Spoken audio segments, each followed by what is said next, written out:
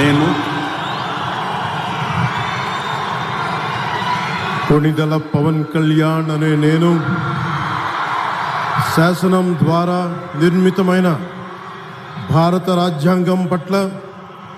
నిజమైన విశ్వాసం, విధేయత చూపుతానని, భారతదేశ సార్వభౌమాధికారాన్ని, సమగ్రతని కాపాడుతానని, ఆంధ్రప్రదేశ్ రాష్ట్ర మంత్రిగా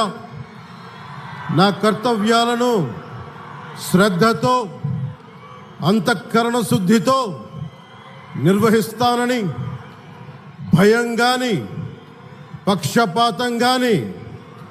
రాగద్వేషాలు కానీ లేకుండా రాజ్యాంగాన్ని, శాసనాలని అనుసరించి ప్రజలందరికీ న్యాయం చేకూరుస్తానని